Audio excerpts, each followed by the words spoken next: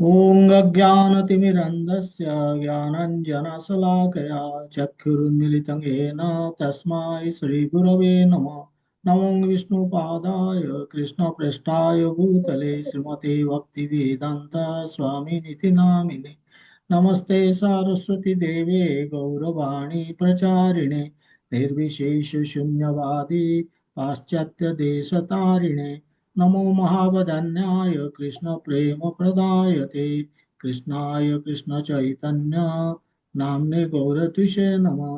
हे कृष्ण करुणा सिंधु दीनबंधु जगतपते गोपीश गोपिका कांत श्री राधा कांत नमस्तुते।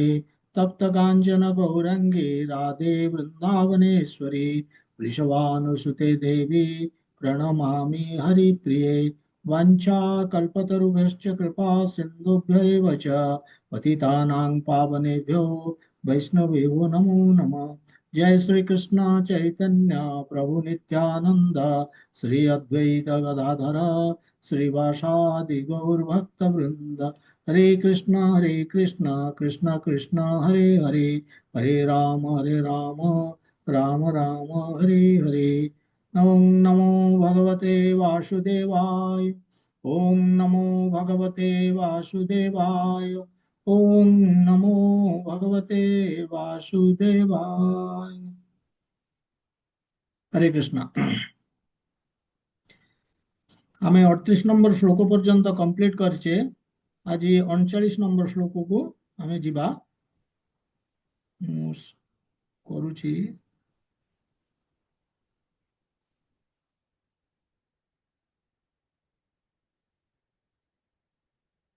39 नंबर श्लोक आम किसी आरंभ करते जस्ट बैकग्राउंड किंतु डिस्कशन कर पार नथिले। श्लोकटी एभली एषा ते अभिहित साङ्ख्ये बुद्धिर्योगे त्युमां शृणु बुद्ध्या युक्त जया पार्थ कर्मबन्धं प्रहास्यसि।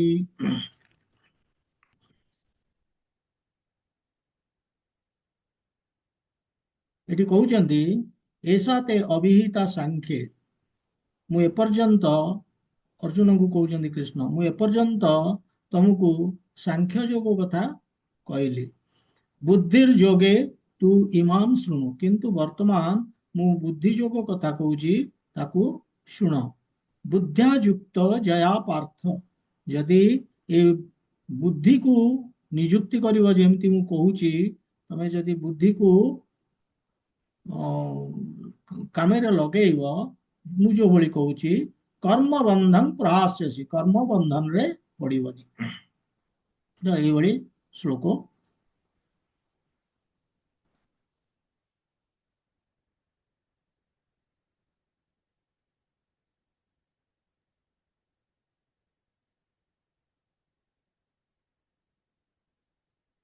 ତେବେ ଏଠି କୃଷ୍ଣ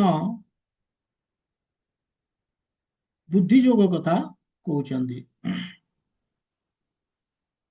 ଆମେ କିଛିଟା ଆଲୋଚନା କରିଥିଲେ।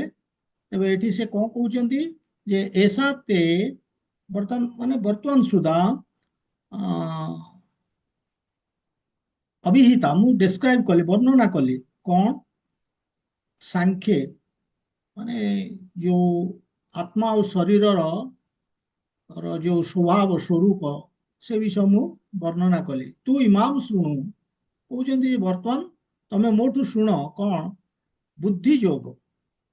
ବୁଦ୍ଧି ଯୋଗ ମୋଠୁ ଶୁଣ, ଅର୍ଥାତ୍ କଣ ନା working with detachment and knowledge, ମାନେ ଅନାସକ୍ତ ହେଇ ଫଳରେ ଆଶା ନ ରଖିକି, ଫଳ ପ୍ରତି ଆସକ୍ତି ନ ହେଇକି, କର୍ମ ଫଳ ପ୍ରତି ଆମେ ବୁଦ୍ଧି ସହିତ କାମ କରିବା, କର୍ମ କରିବା, ତାକୁ ବୁଦ୍ଧି ଯୋଗ କହନ୍ତି। ଏବଂ କହୁଛନ୍ତି ବୁଦ୍ଧ୍ୟାଯୁକ୍ତ ଜୟା, ଯଦି ତମେ ବୁଦ୍ଧିକୁ ନିଯୁକ୍ତି କର, ଯେମିତି ମୁଁ କହୁଛି, ତାହେଲେ ତମକୁ କର୍ମ ବନ୍ଧନରେ ତମେ ପଡିବନି। କର୍ମ ବନ୍ଧନଟା ଅର୍ଥ କଣ? କର୍ମ ବନ୍ଧନଟାରେ କାହିଁକି ଆମେ ପଡୁଛେ ନା, ଯେତେବେଳେ କର୍ମ କରୁଛେ ଆମର ତାର କିଛି ପ୍ରତିକ୍ରିୟା ରହୁଛି। କର୍ମ ଫଳରେ ଆମେ ଯୋଉ ସକାମ କର୍ମ କରୁଛେ, ଫଳ ଆଶା କରିକି, ତାର ପ୍ରତିକ୍ରିୟା ଅଛି। ସେ ତାକୁ କର୍ମବନ୍ଧନ କୁହାଯାଏ। ତେଣୁ ଆମେ ଯେକୌଣସି କର୍ମ କରୁଛେ ସେ ଆମକୁ କର୍ମବନ୍ଧନରେ ପକଉଛି, ଯେକୌଣସି କାମ କରୁଛେ। କିନ୍ତୁ ଯଦି ଆମେ ଜ୍ଞାନ ଏବଂ ଅନାସକ୍ତ ହେଇକି ଜ୍ଞାନ ସହିତ ଆମେ କରିବା, ଯାହାକୁ ଆମେ ବୁଦ୍ଧି ଯୋଗ କହୁଛେ, ସେଇ ହିସାବରେ ଯଦି କର୍ମଟିଏ କରିବା ତାହେଲେ ଆମେ କର୍ମବନ୍ଧନରେ ପଡ଼ିବାନି। ତାହେଲେ ବୁଦ୍ଧି ଯୋଗର ଅର୍ଥ କ'ଣ? ଏଇ ଏଇ ଏଇ ବର୍ତ୍ତମାନ ଏଇ ଯୋଉ ଶ୍ଲୋକରେ କେବଳ ଶବ୍ଦଟି ବ୍ୟବହାର କରିଛନ୍ତି ବୁଦ୍ଧି ଯୋଗ, କିନ୍ତୁ ପୁରା 53 ନମ୍ବର ଶ୍ଲୋକ ପର୍ଯ୍ୟନ୍ତ ବୁଦ୍ଧି ଯୋଗ କ'ଣ ସେ ଏକ୍ସପ୍ଲେନ କରିବେ ଧୀରେ ଧୀରେ। ଏଠି ଖାଲି ଆମକୁ ବୁଝିବାକୁ ପଡିବ ବୁଦ୍ଧିର ଅର୍ଥ ହଉଛି ବୁଦ୍ଧି, ଇଣ୍ଟେଲିଜେନ୍ସ, ଏବଂ ଯୋଗ ଅର୍ଥ ହଉଛି supreme personality of Garh head, ଯିଏ ମାନେ ପରମାତ୍ମା, ତାଙ୍କ ସହିତ ଯୋଡ଼ି ହେଇଯିବା। ଯୋଗ ଲିଙ୍କିଂ ୱିଥ ଦ ସୁପ୍ରିମ। ତେଣୁ ବୁଦ୍ଧିକୁ ତାଙ୍କରି ସାଙ୍ଗରେ ଯୋଡ଼ିବାର ଅଛି, ପରମାତ୍ମାଙ୍କ ସାଙ୍ଗରେ। ଇଏ ହଉଛି ବୁଦ୍ଧି ଯୋଗ। ତେବେ ଆମେ ଦେଖିଲେ ଏମିତି ଯେ ଇଏ ହଉଛି ବର୍ତ୍ତମାନ ତୃତୀୟ ବିଭାଗ, ଏଇ ଦ୍ୱିତୀୟ ଅଧ୍ୟାୟର ତୃତୀୟ ବିଭାଗ 39 ରୁ 53। ଏବଂ ଏଠି ସେ କହୁଛନ୍ତି ଯେ କାମ କର, କର୍ମ କର ଅନାସକ୍ତ ହେଇ ଏବଂ ଜ୍ଞାନ ସହିତ। ଏଠି କହିବାର ଅର୍ଥ ହଉଛି, କହୁଛନ୍ତି କର୍ମ କର, କର୍ମ ସାଙ୍ଗରେ କର୍ମକୁ ଯୋଡ଼ି ଦିଅ ଭଗବାନଙ୍କ ସାଙ୍ଗରେ। ଯେହେତୁ କର୍ମକୁ ଭଗବାନଙ୍କ ସାଙ୍ଗରେ ଯୋଡ଼ିଲ, ଅନାସକ୍ତ ହେଇକି କାମ କର, ଆସକ୍ତି ରଖ ନା କର୍ମ ଫଳରେ, ତାହେଲେ ଆମେ ତାକୁ କହିବା ନିଷ୍କାମ କର୍ମ ଯୋଗ। କିନ୍ତୁ ଯେହେତୁ ତ ନିଷ୍କାମ କର୍ମ ଯୋଗ ଆମେ କଲେ, ଅର୍ଥାତ୍ କର୍ମକୁ ଯୋଡ଼ିଲେ ଭଗବାନଙ୍କ ସାଙ୍ଗରେ, ଏବଂ ଯେହେତୁ ଯୋଡ଼ିଲେ ଆମେ ଆସକ୍ତି ରଖିଲେନି କର୍ମ ଫଳ ପ୍ରତି, ଏବଂ ଯେହେତୁ କର୍ମ ଫଳ ପ୍ରତି ଆସକ୍ତି ନ ରଖିଲେ ଆମର ମଧ୍ୟ କିଛି ଜ୍ଞାନ ଥିବା ଦରକାର, ଆମେ କାହିଁକି କରୁଛେ ଏଇଭଳି ଅନାସକ୍ତ ଭାବରେ, ତାହେଲେ ତାକୁ ଆମେ କହିବା ବୁଦ୍ଧି ଯୋଗ। ତେଣୁ এইଭଳି ଏ ଶ୍ଲୋକରେ ବର୍ତ୍ତମାନ ବୁଦ୍ଧି ଯୋଗ କଥା କହୁଛନ୍ତି। ଯେ ମୁଁ ଯାହା ବର୍ତ୍ତମାନ ସୁଦ୍ଧା ସାଂଖ୍ୟ କହିଲି, ବର୍ତ୍ତମାନ ବୁଦ୍ଧି ଯୋଗ କଥା ଶୁଣ। କାହିଁକି ଏ ଶ୍ଲୋକଟିକୁ ନେଇକି ଆସିଛନ୍ତି କୃଷ୍ଣ, ପ୍ରଥମେ ଆରମ୍ଭ କଲେ କାହିଁକି? କଥା ହଉଛି ଯେ ସାଂଖ୍ୟ ପ୍ରଥମେ କାହିଁକି କହିଥିଲେ? ସାଂଖ୍ୟ କହିଥିଲେ ଯୋଉ ଆତ୍ମାର ଲକ୍ଷଣ ବା ସ୍ୱରୂପ ବିଷୟ କହିଲେ 11 ରୁ 30 ନମ୍ବର ଶ୍ଲୋକରେ। କାହିଁକି କହିଥିଲେ? ଅର୍ଜୁନ ପ୍ରଥମେ ଯୁଦ୍ଧ କରିବାକୁ ପ୍ରସ୍ତୁତ ନଥିଲେ, ତାଙ୍କର ଇଚ୍ଛା ନଥିଲା ଯୁଦ୍ଧ କରିବା ପାଇଁ। ଯଦିଓ ଯୁଦ୍ଧ ଭୂମିକୁ ଆସିଲେ, ଦେଖିଲେ ଏବଂ ତାଙ୍କର ଇଚ୍ଛା ହେଲାନି ଯୁଦ୍ଧ କରିବା ପାଇଁ। ଏବଂ ଯୁଦ୍ଧ ନ କରିବାର ସବୁ କାରଣ ଗୁଡ଼ିକ ହଉଛି ଇନ୍ଦ୍ରିୟ ଭୋଗ ଉପରେ ଆଧାରିତ। ଇନ୍ଦ୍ରିୟ ଭୋଗ ସେ କରିପାରୁନାହାନ୍ତି, ତାଙ୍କୁ ସୁଖ ଲାଗୁନି। ଏତେ ଗୁଡେ ପରିବାର ଲୋକ ମରିଯିବେ, ତାଙ୍କୁ ଭଲ ଲାଗୁନି, ଅର୍ଥାତ୍ ଇନ୍ଦ୍ରିୟ ସୁଖ ମିଳୁନି। ଏବଂ ଯଦି ବି ତାଙ୍କୁ ମାରିଦେବେ, ତାହେଲେ ତାଙ୍କୁ ମାରିଦେଲା ପରେ ସେ ଯୋଉ ରାଜ୍ୟ ପାଇବେ, ସେ ରାଜ୍ୟ ସୁଖ ସେ ଉପଭୋଗ କରିପାରିବେନି। କାହିଁକି ନା ସେମାନେ ନଥିବେ, କାହାକୁ ନେଇକି ସେ ଉପଭୋଗ କରିବେ। ତେଣୁ ତାଙ୍କର ଇନ୍ଦ୍ରିୟ ଭୋଗ ହେଇପାରୁନି। ଇଏ ଥିଲା ସେନ୍ସ ଏନ୍ଜୟମେଣ୍ଟ ବା ସେନ୍ସ ଗ୍ରାଟିଫିକେସନ ତାଙ୍କର ହେଇପାରୁନି। ଅର୍ଥାତ୍ ରାଜ୍ୟ ଦରକାର, ରାଜ୍ୟର ସୁଖ ଦରକାର, ଇଏ ହଉଛି sense gratification. At the same time ସେମାନେ ସେ ମଧ୍ୟ ଜୀବନ୍ତ ଦେଖିବାକୁ ଚାହୁଁଛନ୍ତି, ସେମାନେ ମରିବାକୁ ଚାହୁଁନାହାନ୍ତି ତାଙ୍କର ଯିଏ ନିଜ ଲୋକ, ଦୁର୍ଯ୍ୟୋଧନ, ତାଙ୍କର ଭାଇ ଭୀଷ୍ମ, ଦ୍ରୋଣ, ଏମାନଙ୍କୁ। ତେବେ ଇଏ ହଉଛି ସେନ୍ସ ଗ୍ରାଟିଫିକେସନ ପ୍ରପୋଜାଲ ବା ଆର୍ଗୁମେଣ୍ଟ ହଉଛି କୃଷ୍ଣ ତାଙ୍କର, ଅର୍ଜୁନଙ୍କର। ସେଥିପାଇଁ ସାଂଖ୍ୟକୁ ନେଇକି ଆସିଲେ। ସାଂଖ୍ୟ ଅର୍ଥ ହଉଛି, ସାଂଖ୍ୟ ଯୋଗ ସେନ୍ସ କଣ୍ଟ୍ରୋଲ, ସେନ୍ସ ଏନ୍ଜୟମେଣ୍ଟ କଥା କହୁଥିଲେ ଅର୍ଜୁନ ଥ୍ରୁ ଆଉଟ୍। ଏକ ନମ୍ବର ଚାପ୍ଟର ଆମେ ଯୋଉ ଏକ ଅଧ୍ୟାୟ ଯୋଉ ପଢିଲେ, ସେଥିରେ ସେ କେବଳ ସାଂଖ୍ୟ ଯୋଗ ଅର୍ଥାତ୍ ସେନ୍ସ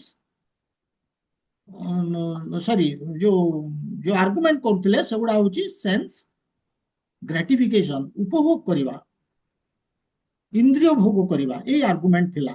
ବର୍ତ୍ତମାନ ସେଥିପାଇଁ ସାଂଖ୍ୟ ନେଇକି ଆସିଲେ କୃଷ୍ଣ। ଏବଂ ସାଂଖ୍ୟରେ କ'ଣ କହିଲେ? କହିଲେ ଦେଖ, ସେମାନେ ହଉଛନ୍ତି ଆତ୍ମା, ତମେ ଆତ୍ମା, ତମେ ତାଙ୍କୁ ମାରିପାରିବନି, ସେମାନେ ଆତ୍ମା, ତମେ ତାଙ୍କ ଶରୀରକୁ ମାରୁଛ। ସେମାନେ ଅତୀତରେ ଥିଲେ, ବର୍ତ୍ତମାନ ଅଛନ୍ତି, ଭବିଷ୍ୟତରେ ରହିବେ। ତେଣୁ ବ୍ୟସ୍ତ ହବାର କାରଣ କ'ଣ? ଏବଂ ଯୋଉ ଶରୀର ପାଇଁ ବ୍ୟସ୍ତ ହଉଛେ, ସେ ଶରୀର ତ ଗୋଟିଏ ପୋଷାକ। ଯେମିତି ଆମେ ପୋଷାକ ଟିକେ ଛାଡି ଦଉଛେ ପୁରୁଣା ହେଲେ, ଏବଂ ନୂଆ ପୋଷାକ ପରିଧାନ କରୁଛେ, ସେମିତି ଇଏ ଯେତେବେଳେ ଓଲ୍ଡ ହେଇଯାଉଛି ସେ ମଧ୍ୟ ତାକୁ ଆମେ ପରିତ୍ୟାଗ କରିକି ନୂଆ ପୋଷାକଟେ ପିନ୍ଧୁଛେ। ଏଥିରେ ବି ବ୍ୟସ୍ତ ହବାର କଣ ଅଛି? ଏଇ ଯୋଉ ସାଂଖ୍ୟ ଯୋଗ କଥା କହିଲେ, ଏଥର କଣ କଣ କହିବାକୁ ଚାହୁଁଛନ୍ତି? ସାଂଖ୍ୟ ଅର୍ଥ ଆତ୍ମା ସ୍ତରରେ କାମ କର। ଯୋଉ ଆତ୍ମା ଓ ଶରୀରର ଯୋଉ ବିଶ୍ଳେଷଣ ଦେଲେ, ଆତ୍ମା ସ୍ତରରେ କାମ କର। ଏବଂ କହିଲେ ଯେ କଣ୍ଟ୍ରୋଲ କର। ଯୋଗ ଅର୍ଥ ସେନ୍ସ କଣ୍ଟ୍ରୋଲ। ଭଗବାନଙ୍କ ଉଦ୍ଦେଶ୍ୟରେ କାମ କରିବା, ଇନ୍ଦ୍ରିୟ ଭୋଗ ନ କରିବା, ଦ୍ୟାଟ୍ ଇଜ ସେନ୍ସ କଣ୍ଟ୍ରୋଲ। ସବୁବେଳେ ଆମର ଇଚ୍ଛା ହଉଛି ଆମ ନିଜ ଇନ୍ଦ୍ରିୟ ଭୋଗ ଅନୁସାରେ ଆମେ କାମ କରିବା, କିନ୍ତୁ ଯେତେବେଳେ ଭଗବାନଙ୍କ ଅନୁସାରେ କାମ କରୁଛେ ଅର୍ଥାତ୍ ସେନ୍ସ କଣ୍ଟ୍ରୋଲ ସେଇଟା। ତେଣୁ ସେଠି ଯୋଗ ଅର୍ଥ ଯେତେବେଳେ ଭଗବାନଙ୍କ ସାଙ୍ଗରେ ଯୋଡି ହଉଛେ, ଭଗବାନଙ୍କ ଅନୁସାରେ କାମ କରୁଛେ, ସେଟା ହଉଛି ସେନ୍ସ କଣ୍ଟ୍ରୋଲ। ସେଥିପାଇଁ ଭଗବାନ 14 ନମ୍ବର ଶ୍ଲୋକରେ କହିଲେ, ମାତ୍ରା ସ୍ପର୍ଶ ତୁ କନ୍ତେୟ ଶୀତୋଷ୍ଣ ସୁଖ ଦୁଃଖଦା ଆଗମ ଆପାୟନ ନିତ୍ୟ ପାନ ତିତିକ୍ଷସୁ ଭାରତ। ତାକୁ ଟଲରେଟ କର, କାରଣ ଇଏ ଗ୍ରୀଷ୍ମ ବର୍ଷା ଭଳି ଶୀତ ଭଳି ଇଏ ଆସୁଛି ଯାଉଛି ଏବଂ ଇଏ ଟେମ୍ପୋରାରୀ, ଅନିତ୍ୟ। ତେଣୁ ଏହା ପ୍ରତି ଏତେ ୟାକୁ ସହିଯାଅ। ଶରୀର ଶରୀର ଚାଲି ଯାଉଛି ଯଦି ଭୀଷ୍ମ, ଦ୍ରୋଣ, ଦୁର୍ଯ୍ୟୋଧନ ଏବଂ ତାଙ୍କର ଭାଇ ମାନଙ୍କର, ସେଥିପାଇଁ ଏତେ ଚିନ୍ତା କରିବାର ନାହିଁ। କାହିଁକି ନା ତମେ ଆତ୍ମା ପାଇଁ କାମ କରୁଛ। ତମେ ଆତ୍ମାରାମ ହୁଅ, ଇନ୍ଦ୍ରିୟାରାମ ହୁଅନି। ଇନ୍ଦ୍ରିୟ ସୁଖ ପାଇଁ କାମ କର ନା। ଆତ୍ମାରାମ କଣ ନା, ଆତ୍ମାରାମ ହଉଛି ଆତ୍ମା ପାଇଁ କାମ କରୁଛେ, କାରଣ ତମେ ବର୍ତ୍ତମାନ ପରମାତ୍ମା, ଆତ୍ମାର କାମ ହେଲା ପରମାତ୍ମାଙ୍କ ନିର୍ଦ୍ଦେଶରେ ବା ପରମାତ୍ମାଙ୍କର ଖୁସି ପାଇଁ କାମ କରିବା। ପରମାତ୍ମା ଚାହୁଁଛନ୍ତି ଧର୍ମର ସ୍ଥାପନା, ଅଧର୍ମ ମାନଙ୍କୁ ବିନାଶ କରିବା ଏବଂ ସେମାନଙ୍କୁ ନୂଆ ଶରୀର ମିଳିବ। ତେଣୁ ତାଙ୍କର ଆତ୍ମାର ସଦ୍ଗତି ପାଇଁ ତାଙ୍କୁ କାମ କର। ତେଣୁ ଏଇଭଳି ବୁଝେଇଲେ। ବୁଝେଇଲା ପରେ ତେଣୁ ଯଦି କହୁଛନ୍ତି ଯଦି ଏଇଭଳି କରିବ ତାହେଲେ କର୍ମ ବନ୍ଧନରେ ପଡିବନି। ଯଦି ଏଇଭଳି କର୍ମ କରିବ ସେନ୍ସ କଣ୍ଟ୍ରୋଲ କରିକି, ଅର୍ଥାତ୍ ସାଂଖ୍ୟ ଯୋଗରେ କହିଲେ ଯେ ସେନ୍ସ କଣ୍ଟ୍ରୋଲ କରିକି ତମେ ଯଦି କାମ କରୁଛ, ଇନ୍ଦ୍ରିୟ ଭୋଗ ପାଇଁ କାମ ନ କରୁଛ, ତାହେଲେ କର୍ମ ବନ୍ଧନରେ ପଡିବନି। କିନ୍ତୁ ଯଦି ତମେ ଇନ୍ଦ୍ରିୟ ଭୋଗ ପାଇଁ ତମେ କହିବ ଯେ ମୁଁ କରିବିନି ଯୁଦ୍ଧ, କାହିଁକି ନା ମତେ ଭଲ ଲାଗୁନି, କହିଲେ ଇନ୍ଦ୍ରିୟ ଭୋଗ, ତାହେଲେ କର୍ମ ବନ୍ଧନରେ ପଡିବ। ଏଇ କଥା କହୁଛନ୍ତି ସାଂଖ୍ୟ ଯୋଗରେ। ଏବଂ କହିଲେ ଯେ ମୁଁ ତମକୁ ସାଂଖ୍ୟ ଏକ୍ସପ୍ଲେନ କଲି, ଏସାତେ ଅଭିହିତା ସାଂଖ୍ୟ, ମୁଁ ସାଂଖ୍ୟ ବୁଝେଇ ସାରିଲିଣି। କିନ୍ତୁ ଯଦି ସାଂଖ୍ୟ ଫିଲୋସଫିରେ ବୁଝିପାରୁନ ବା ତମକୁ ଅସୁବିଧା ହଉଛି, କଷ୍ଟ ହଉଛି, ମୁଁ ଟିକେ ଆଉ ଲାଇଟର, ଟିକେ ହାଲକା ଜିନିଷ କହିବାକୁ ଆରମ୍ଭ କରୁଛି। ବୁଦ୍ଧି ଯୋଗ କହୁଛନ୍ତି। ବୁଦ୍ଧି ଯୋଗ ଅର୍ଥ ଭକ୍ତି ଯୋଗ, ଆଉ କିଛି ନୁହେଁ। ବୁଦ୍ଧି ଯୋଗ ମାନେ ଭକ୍ତି ଯୋଗ କହୁଛନ୍ତି ଭଗବାନଙ୍କର ସେବା କରିବା, ଡିଭୋସନାଲ ସର୍ଭିସ ଟୁ ଲର୍ଡ। କେମିତି? ଅନାସକ୍ତ ହେଇକି ଏବଂ ଜ୍ଞାନ ସହିତ। ଜ୍ଞାନ କଣ ବା ବୁଦ୍ଧି କଣ? ବୁଦ୍ଧି ଯୋଗ କାହିଁ କୁହାଯାଇଛି? ବାସୁଦେବ ସର୍ବମିତି, ଇଏ ହଉଛି ବୁଦ୍ଧି ଯୋଗ। ଭାବିବାକୁ ପଡିବ ଯେ ସବୁ କିଛି ହଉଛନ୍ତି ଭଗବାନ, ତାଙ୍କରି ପାଇଁ କର୍ମ। ବାସୁଦେବ ସର୍ବମିତି, ଆମେ ଜାଣିବା ଦରକାର ଯେ ଆମେ ହଉଛେ ସର୍ଭାଣ୍ଟ ଆଉ ସେ ହଉଛନ୍ତି ମାଷ୍ଟର କୃଷ୍ଣ। ତେଣୁ ମାଷ୍ଟରର ନିର୍ଦ୍ଦେଶ, ଡାଇରେକ୍ସନ ଅନୁସାରେ କାମ କରିବା ହଉଛି ଆମର କର୍ତ୍ତବ୍ୟ। ଇଏ ହଉଛି ବୁଦ୍ଧି ଯୋଗ। ଭଗବାନ ପୁଣି ଆଉ ଥରେ ଆଗରେ ଯାଇ କହିବେ, ବହୁ ନାମ ଜନ୍ମ ନାମନ୍ତେ ଜ୍ଞାନବାନ ମାମ ପ୍ରପଦ୍ୟତେ ବୋଲି କହିବେ। ବହୁତ ଜନ୍ମ ନେଲା ପରେ ଯିଏ ଆକ୍ଚୁଆଲି ଇଣ୍ଟେଲିଜେଣ୍ଟ, ସେ ମତେ ସରେଣ୍ଡର କରନ୍ତି। କିନ୍ତୁ ଆମେ ଏତେ ବହୁ ନାମ ଜନ୍ମ ନାମନ୍ତେ, ଆମେ କାହିଁକି ଏତେ ଜନ୍ମ ନବା ଏଇ ଜିନିଷ ବୁଝିବା ପାଇଁ ଯେ ବାସୁଦେବ ସର୍ବମିତି? Why not now? ବର୍ତ୍ତମାନ କାହିଁକି ନୁହେଁ? ଦିସ୍ ଇଜ ବୁଦ୍ଧି ଯୋଗ। ବର୍ତ୍ତମାନ ବୁଝିଯିବାକୁ ଅଛି। ଆମକୁ ଭଗବାନଙ୍କ ଅନୁସାରେ, ଭଗବାନଙ୍କ ନିର୍ଦ୍ଦେଶ ଅନୁସାରେ ସେ ଯୋଉଭଳି କହୁଛନ୍ତି ଏ ଗୀତାରେ, ସେ ଅନୁସାରେ ଆମକୁ କର୍ମ କରିବାକୁ ହବ। ଅର୍ଥାତ୍ ଭଗବାନଙ୍କ ସାଙ୍ଗରେ ଯୋଡିକି ଆମକୁ କର୍ମ କରିବାକୁ ପଡିବ। ଇଏ ହେଲା ବୁଦ୍ଧି ଯୋଗ। ତେଣୁ ଯଦି ଭଗବାନଙ୍କର ସାଟିସ୍ଫାକ୍ସନ ପାଇଁ ଆମେ କାମ କରୁଛେ, ତାଙ୍କ ସନ୍ତୁଷ୍ଟି ପାଇଁ, ଯେତେ ଡିଫିକଲ୍ଟ ହେଇଥାଉ କାମଟି, ଯେତେ ଡିଫିକଲ୍ଟ ହଉ, କିନ୍ତୁ ଭଗବାନଙ୍କର ଖୁସି ପାଇଁ, ତାଙ୍କର ଯାହା ଇଚ୍ଛା ସେଇ ଅନୁସାରେ ଆମେ କାମ କରୁଛେ, ତାହେଲେ ଇଏ ହେଲା ବୁଦ୍ଧି ଯୋଗ ବା ଭକ୍ତି ଯୋଗ। ଏଥିରେ ସେନ୍ସ ଗ୍ରାଟିଫିକେସନ ନାହିଁ, ମାନେ ଇନ୍ଦ୍ରିୟ ଭୋଗ କଥା ପ୍ରଶ୍ନ ଉଠୁନି, କାରଣ ଭଗବାନ ପାଇଁ କାମ କରୁଛେ। ତାହେଲେ ଭଗବାନ କହୁଛନ୍ତି ଯଦି ବୁଦ୍ଧି ଯୋଗରେ କାମ କରିବ, ତାହେଲେ ତମେ କର୍ମ ବନ୍ଧନରୁ ମୁକ୍ତ ହେଇଯିବ। अदरवाइज तमे जदि सकाम कर्म करूच ताले कर्म बंधन रे पड़िबो। सकाम कर्म अर्थ कर्म फल आशा करिकी।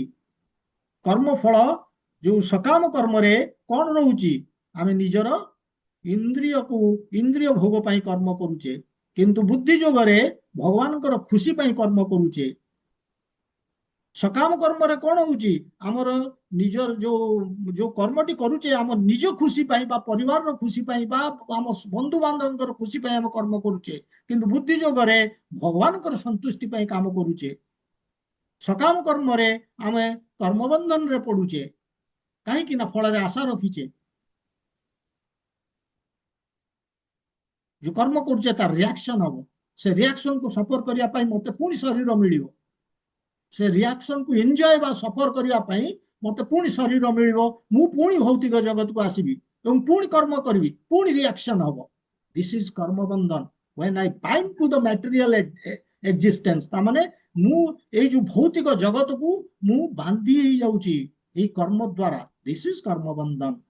किंतु बुद्धि जोगरे कर्म बंधन नाई एभଳି कहले। अर्थात बुद्धि आमको कौन करिया कहबो, आम पाए श्लोकटी कौन, तेणु आमको वर्तमान देखा पड़ो जे आमे कर्म बंधन को केमिति मुक्त पाइबा।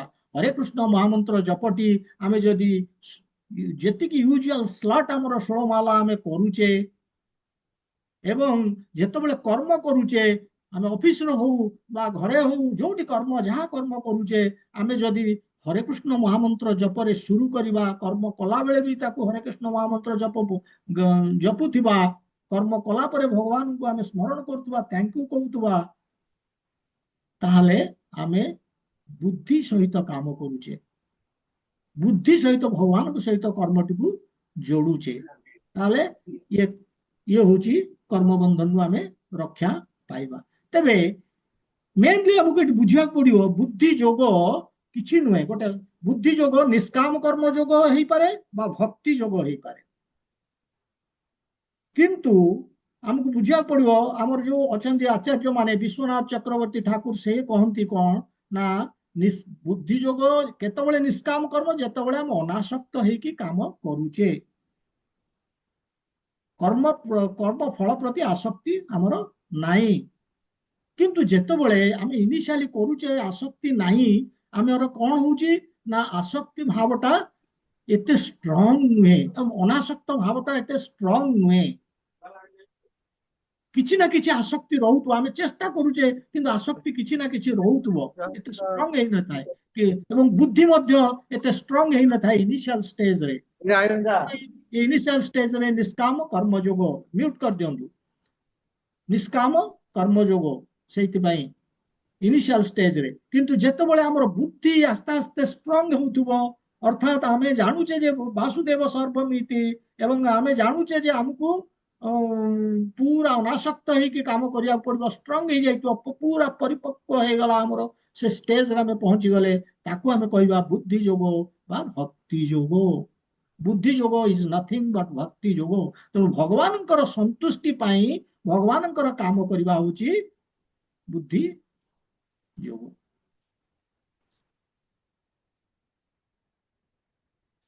ये हला हमें एतिकी जानले एटा बुद्धि जोग बोली के। आउ नेक्स्ट हमें जेतेबेले चलिबो वर्तमान आरंभ होला 40 नंबर श्लोक रु हमें देखिबा वर्तमान केमिति।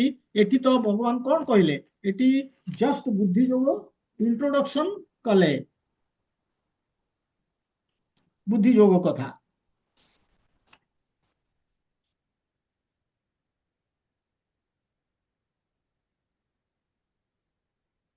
खाली जस्ट बुद्धि जोग इंट्रोडक्शन देले माने बुद्धि जोग कौन कहीदेले। वर्तमान बुद्धि जोग को आस्ते माने ये जो भक्ति बा बुद्धि जोग से कहवा आरंभ करिवे।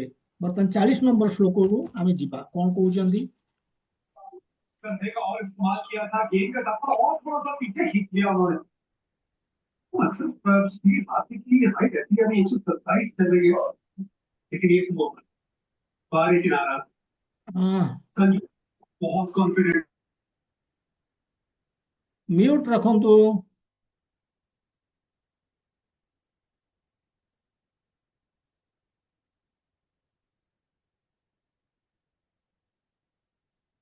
लगा था क्या था, अरे पुणी खोलियो। म्यूट म्यूट रखु।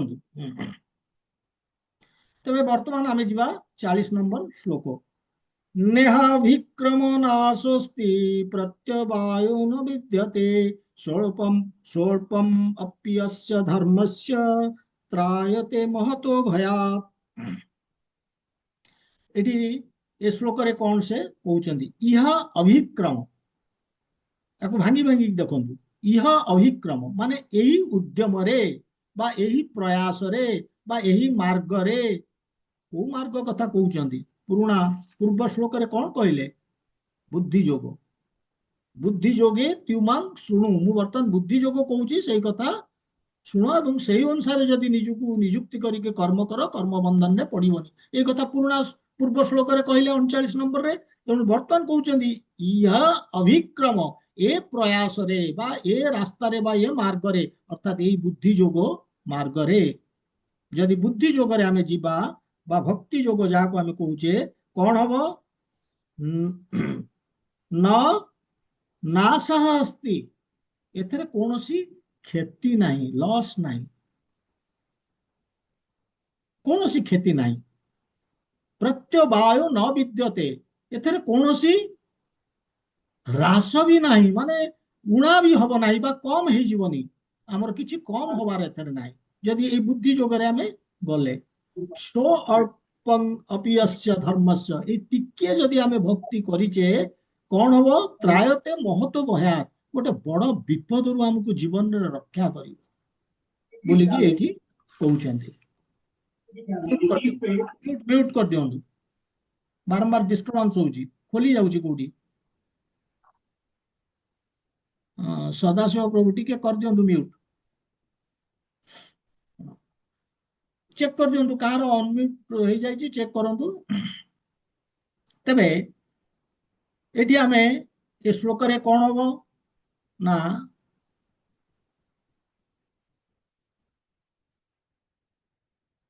ये जो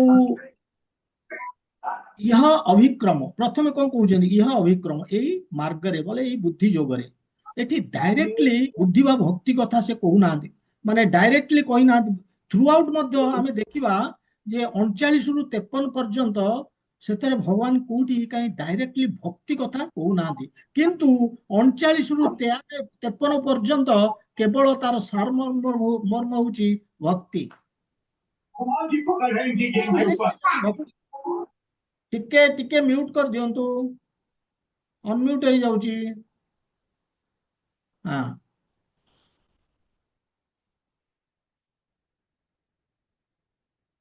तेणु आमे देखिबा तार सारमर्म होउची 39 रु 53 आमे देखिबा जे से कहउचंदी भक्ति कथा केवल आ किछि नाही जोग जोग अर्थ आमे बुझुचे जे भगवान सहित जोड़ी हवा एवं जदि सेटा सेटा तार माध्यम कौन मान को माध्यम रे आमे जोड़ी होउचे भगवान के संगे ज्ञान माध्यम रे जोड़ी हेले ज्ञान जोग ध्यान माध्यम रे जोड़ी हेले ध्यान जोग कर्म माध्यम रे जोड़ी हेले कर्म जोग निष्काम कर्म जोग जदि आमे रे माने माध्यम रे जोड़ी हेले ताले निष्काम कर्म जोग बुद्धि माध्यम रे जोड़ी हेले बुद्धि जोग एई भली हमको बुझिया को पड़िबो। तेणु एटी मेन जिनस होउची जे एई जो श्लोक रे से कहउचंदी कोन ना कृष्णंकर बेनिफिट पाई काम करो तांकर फायदा पाई निजर इंद्रिय भोग पाई नुहे बा निज फायदा पाई नुहे निजर जो माने सेंस ग्रेटिफिकेशन जो एटीट्यूड रही ताकू परित्याग करिकी कृष्णंकर पाई कृष्णंकर संतुष्टि पाई काम कर याकू ही बुद्धि योग बा भक्ति योग कहबा याकू ही कहउचंदी यह अविक्रम एई मार्ग रे एई प्रचेष्टा रे। तेबे एटी जो कहउचंदी न नाशः अस्ति न प्रत्यवायो विद्यते ए दीटा के जिनस हमें बुझिया को चेष्टा करबा एथरे लॉस नहीं कि किछि ह्रास बा कमी जीवार नहीं कौन जे एको आमे निज जीवन सहित तुलना करिकी माने आमे बुझिबा केमिति ना देखो आमे बहुत कर्म करूचे जो कर्म करूचे से कर्म रे कौन आम कि हासिल करने कर्म करुचे, बहुत परिश्रम करुचे, धन संपत्ति कोठा बाड़ी बैंक बैलेंस जश ख्याति लोकप्रियता ये सबू कमेवा आमर हला लक्ष्य। ये आम कर्म करुचे। ये जो कर्म आम कले ये किंतु सब बेले रही माने ये जो कहते जे जो लॉस कथा कहते ये लॉस हो ये कमिज कहीं ना ये हूँ शरीर संबंधी सब गुड़िक ये जी आम कठिन परिश्रम करके रोजगार कले ये हूँ शरीर संबंधी। आत्मा जिते तथा देहांतर प्राप्ते माने जिते ट्रांसमाइग्रेशन होची आत्मा जिते अन्य गोटे शरीर को जाऊँगी ये शरीरटा प्रेजेंट शरीरटा जो करी एते बैंक बैलेंस मोर जमी बाड़ी कोठा मोर ख्याति जश सबकि से सब रहीगला ये शरीर सांगे कहीं से शरीर संपर्क ये रहीगला। आत्मा तार चलीगला गोटे शरीर पाखक नेक्स्ट लाइफ रे आ सहित और किसी संपर्क नहीं एवं आत्मा कौन करिवो ना फ्रेश आरंभ करिवो पुणी सब जिनस फ्रेश जो एटी जो कोठा बाड़ी थिला सेठी भी कोठा बाड़ी करिवो जदि मनुष्य शरीर पाइला जे बैंक बैलेंस एटी तैयारी करतला सेठी तैयारी करिया पड़िवो एटी जदि बहुत पाठ पढ़ी कि मु इंजीनियर डॉक्टर हेतिली पुणी सेठी एबीसीडी रु आरंभ करिवो से शरीर रे जदि मनुष्य शरीर टी पाइले आत्मा पुणी फ्रेश काम करुची। तेबे जेतिकी आमे भौतिक तामाने लाभ आमे हासिल करिचे सेगुड़िक सबू केबे हेले नेक्स्ट लाइफ को कैरी फॉरवर्ड हबो नाही सेगुड़िक टेम्परारी सही केवल सही जन्म पाई थिला तेणु जेहेतु कैरी फॉरवर्ड होनी ये ग्रेट लॉस आम पाई ये होची ग्रेट लॉस बा ये होची रिडक्शन दीटा प्रत्यवाय एवं नाश जो कहते नाश अस्ति एथेर हमर हो जाउची लॉस हो जाउची बा कमी जाउची किंतु से कहते यह विक्रम जदि ये बुद्धि जोगरे मु जहा करिची सेगुड़िक इटर्नाल शाश्वत मु जेतिकी मोर बुद्धि जोगरे जो कर्म करिची बुद्धि जोगरे मु कौन करिची मु भक्ति करिची मु हरे कृष्ण महामंत्र जप करिची मु गीता भागवत शुणीची प्रत्येक जिनस मु हासिल करिची कौन हम ये जो भक्ति जिनस गुड़ी मु करिची एगुड़िक आत्मा संबंधी ये शरीर संबंधी नुहे सेतिपाई ये कैरी फॉरवर्ड है ये जिते नेक्स्ट शरीर मु पाउची ये कैरी फॉरवर्ड हम एवं से शरीर रे मोर एगुड़िक रहिला मु जदि भक्ति 10% करिची मु 11% आरंभ करी दरकार नहीं मु ए जन्म रे मु जदि कंप्लीट करि न पारिची भक्ति मु जदि अल्प भी करिची सेही अल्प करि थाए बा कंप्लीट न करि थाए मु जो जेतिक रे थाए मु सेठु आरंभ करिबि नेक्स्ट लाइफ रे। पाकिस्तान 36 पर 1 मेरे साथ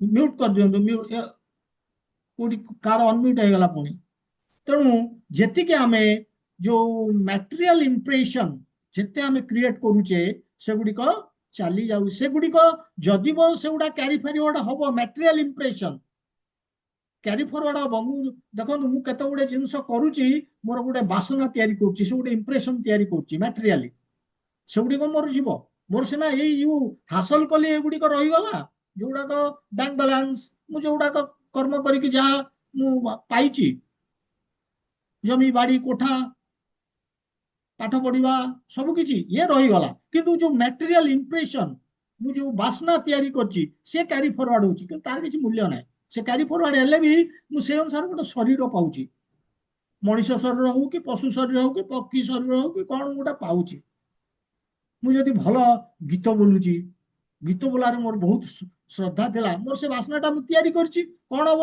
ना मत गोटे शरीर मिलिबो गोटे कोइलीर शरीर मिल पारे तेणु यही विभिन्न प्रकार रे आमे ताकू देखुचे जे केवल गोटे शरीर आमको मिलिबो मटेरियल इंप्रेशंस जो गुड़ाक भौतिक आम जो दाग छाप छाड़ी देकी जाऊचे किंतु जो स्पिरिचुअल इंप्रेशन मुझे करिछि से मते सेगुड़िक रहिला क्यारी फॉरवर्ड हेकी जाऊची थर्ड जिनस कहउचंती एठी कोन ना त्रायते महतो भयात कहीं ना त्राय महत भयात कौन जीवन बड़ विपद कौन मृत्यु समस्त कही पारती मृत्युटा हूँ बड़ विपद कि मृत्यु आउ गोटे बड़ जिनस अच्छी से हूँ बड़ विपद कौन ना मु आर जन्म मोर जो नेक्स्ट लाइफ टा कौन हम मु जानिनी मु खसी जाई पारे जन्म मृत्यु चक्र जो चक्र रे मु तळु को खसी जाई पारे मु मनीष शरीर आ न पाई पारे मो कर्म अनुसार अन्य कौन गोटे शरीर पाइबी ये हूँ बड़ भय आमर मनीष शरीर आ न मिल पारे मो कर्म अनुसार आ जदि मते न मिलला मनीष शरीर कहीं मु मनीष शरीर एत आतताई न मिलले कौन हम कहीं ना मनीष शरीर रे केवल संभव मोर करबा पई कौन ए भक्ति करबा पई एवं मोर जो जन्म मृत्यु चक्र ताकू मु समाप्त करि परिबी मो जीवन रो लक्ष्य को हासिल करि परिबी ये होची मो जीवन रो लक्ष्य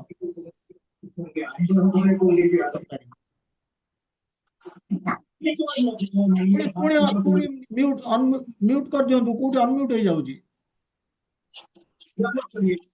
तेणु आमे परफेक्ट करि परिबा हम जीवन रो लक्ष्य को किंतु आमे जदि जीवन जदि जन्म मृत्यु चक्र रे तळु को खसी गले ताले हम काई की ना आमे पशु हमर हमर जो बुद्धि हमर जहा चेतना ये पशु दु उन्नत आमे अन्य शरीर पाइले हमर से बुद्धि नथिबो कि चेतना नथिबो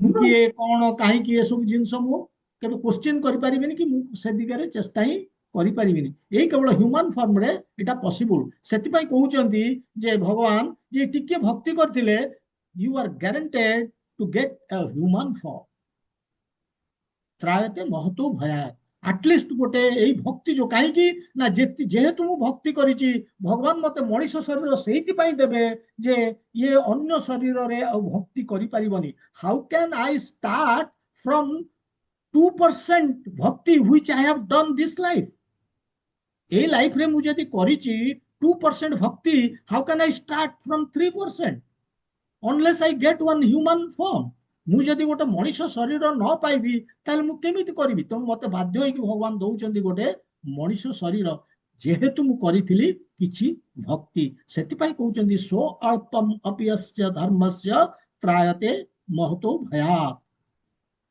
बहुत बड़ विपदरु रक्षा करिवो अर्थात मनीष शरीर रे पाइबो तेबे ए श्लोकटा आम पई कोन तन भगवान कहउचंदी कंग्रेचुलेशन तुम माने बर्तमान भक्ति करवा स्टार्ट कर देइछ तमे होउछ फॉर्चुनेट फ्यू काहे की ना काहे की फॉर्चुनेट कहउचंदी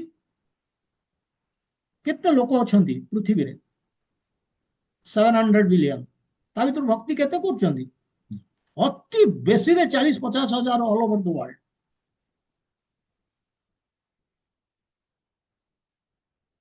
नेचुरली जे भक्ति करची से फ्यू वेरी फ्यू तुम फॉर्चुनेट सेकंड एते कम लोक काहे की करचंदी व्हाई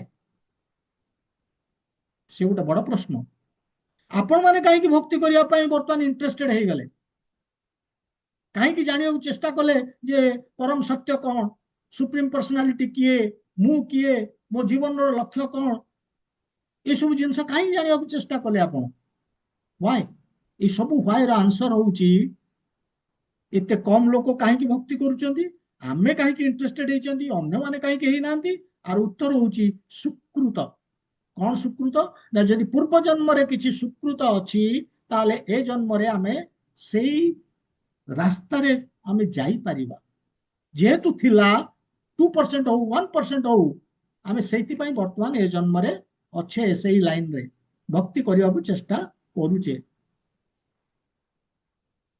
आमे पूर्व जन्म रे सक्सेसफुल हेई पारलेनी तेणु भगवान हमकु देइचंदी पुणी मनीष शरीरटे जे जोटु तमे करिथिलो सेटु आरंभ करो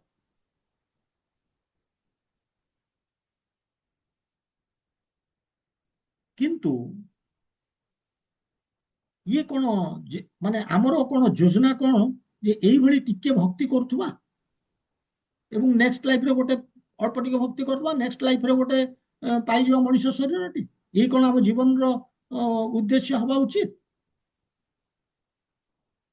ଆମକୁ ସିରିୟସଲି ନବାକୁ ପଡିବ। ଭଗବାନ କେବେ ହେଲେ ଏ ଶ୍ଲୋକ ମାଧ୍ୟମରେ କହୁନାହାନ୍ତି ଯେ ଟିକେ ଭକ୍ତି କର ଗୋଟେ ମଣିଷ ଶରୀରଟେ ପାଇଯା ଏବଂ ପୁଣି ଟିକେ ଭକ୍ତି କର ପୁଣି ଗୋଟେ ମଣିଷ। ଇଏ ନା, ଭଗବାନ ଆଗକୁ ଯିବେ କହିବେ, କୃଷ୍ଣ ଆଗରେ ଯାଇକି କହିବେ। ଇଏ ଇଏ ଇଏ ଇଏ କୃଷ୍ଣଙ୍କର ଉଦ୍ଦେଶ୍ୟ ନୁହେଁ କହିବା।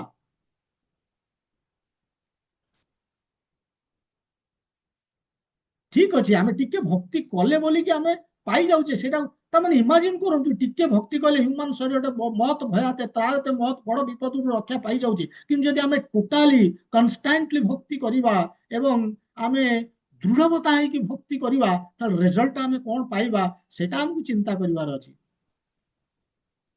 ସେଥିପାଇଁ ଭଗବାନ କହୁଛନ୍ତି ଯେ କୃଷ୍ଣଙ୍କର ବେନିଫିଟ ପାଇଁ ବା ତାଙ୍କ ସନ୍ତୁଷ୍ଟି ପାଇଁ କାମ କର, ଇନ୍ଦ୍ରିୟ ଭୋଗ ପାଇଁ ନୁହେଁ। ଏବଂ କହୁଛନ୍ତି ଯେ ଆସ୍ତେ ଆସ୍ତେ କର୍ମରୁ ଯୋଗକୁ ଉଠିବାକୁ ଚେଷ୍ଟା କର। ଯୋଉ କର୍ମ କରୁଛେ ନିଜର ଇନ୍ଦ୍ରିୟ ଭୋଗ ପାଇଁ, ଯୋଗ ଅର୍ଥାତ୍ ଭଗବାନଙ୍କ ଉଦ୍ଦେଶ୍ୟରେ କର୍ମ, ଯୋଗ ତାଙ୍କ ସାଙ୍ଗରେ କନେକ୍ଟ କରିକି।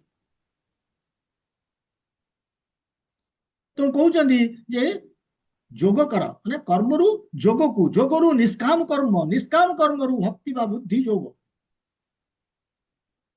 ବୁଦ୍ଧି ଯୋଗ ବା ଭକ୍ତି ଯୋଗଟା କଣ ସେ କହୁଛନ୍ତି ଯେ କୃଷ୍ଣଙ୍କର ସନ୍ତୁଷ୍ଟି ପାଇଁ ଆମେ ଯୋଉଟା କରୁଛେ କଣ କରୁଛେ, କର୍ମ କରିକି ଭଗବାନଙ୍କୁ ଅଫର କରୁଛେ, ଯୋଗ କର୍ମ ଯୋଗ। ସେ କହୁଛନ୍ତି ଦିସ୍ ଇଜ ବେଟର, ଅର ମୁଁ ଭଗବାନ କଣ ଚାହୁଁଛନ୍ତି ତାଙ୍କ ଅନୁସାରେ କର୍ମଟା କରିବି, ସେଇଟା ବେଟର। Which is better? ମାନେ ଧରନ୍ତୁ ଆପଣଙ୍କ ଘରକୁ ଜଣେ ଆସିଛନ୍ତି, ଜଣେ ବନ୍ଧୁ, ସେ ତାଙ୍କୁ ଆମକୁ ହାଲୁଆଟେ ତିଆରି କରିକି ଦେଲେ। ଠିକ ଅଛି, ମୁଁ ଅନାସକ୍ତ ରହିଲି, ମୁଁ ଖାଇଲିନି, ତାଙ୍କୁ ଦେଲି, ଅନାସକ୍ତ ନିଷ୍କାମ କର୍ମ କଲି।